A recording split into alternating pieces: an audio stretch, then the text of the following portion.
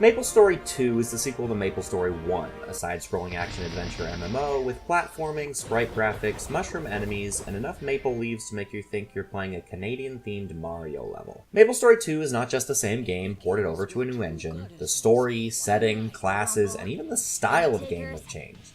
Gone is the 2D side-scrolling, and in its place is an isometric 3D blocky game that keeps the cartoony art style. Maplestory has always been cute and silly, and from the word go, Maplestory 2 keeps the art train rolling. Very quickly though, some of the weirdly sexualized character designs start popping up, and that's only made worse by the waifu mansion. Maplestory allows users to generate their own content, a clever way to save on art designers while allowing the players to contribute to the game they play. And I don't think I've seen real-world player housing along with a real estate market since Ultima Online. But give players the chance to build their own content, and sometimes they build a waifu mansion. The cute graphics don't really take away from the game's desire to have its plot lines taken seriously much. But you are reminded at every turn that this isn't your typical Western RPG, and the minigame and lifestyle elements from South Korean-based developer Nexon pop up from time to time to break it up. There's fishing, crafting, decorating, foot races, and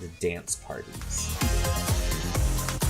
Overall, there's something for everyone to do. Things like fishing grant actual experience, and it's not uncommon to see a few dozen people just fishing. Their characters automatically leveling up without them doing much of anything. This is possible through the Real Money Cash Shop that serves as the game's source of income through microtransactions. A dirty word in paid games, but for a free game, I think we all understand how it goes. Most people get to play for free, and a few whales spend a bunch of real money on cool outfits, decorations, and items that speed up or automate grinding. Nothing you're really required to buy, and most of it's cosmetic or time-saving. The core gameplay is action-adventure with the basic gambit of fighter, wizard, rogue, archer, etc. The combat is pretty fun, and the game makes use of the ability to move and dodge at will to create pretty fun boss battles. It's satisfying when your combos fire off, and unlike some games, you're really never too upset when you run across some enemies in the wild, especially when it's world bosses that take dozens of players to take down. The platforming, free climbing, and mounts make traversing the admittedly massive game world feel pretty good. Most of your time is spent traveling from map to map, fighting monsters, completing quests, participating in party dungeons with other players, and once in a while being called away to a quiz minigame or a quick spin of a prize wheel as part of the game's many events. If, like me, you get that MMO bug about once every 6 months, Maplestory 2 isn't the worst option to try out. There's a core epic questline that takes you through most of the areas of the game, littered liberally throughout with cutscenes that, frankly, I started skipping straight through around the 5-hour mark. But there is a story there if you want it, and the missions are about as close to a campaign mode as any MMO gets. Overall, I spent a few hours a day playing Maplestory 2 since it came out earlier this month. It's not as addicting as its predecessor, but certainly a game that will keep you entertained for about 20 hours. After that, the gameplay gets a bit repetitive, and if you aren't attracted to the collecting, crafting, and decorating elements, things to do beyond quests and dungeons are going to dry up pretty quickly. It's free to play, so the risk is low, and if it catches your interest, Nexon games are usually pretty worth the time spent playing them. As a score, I think I have to give Maplestory a 4 out of 5.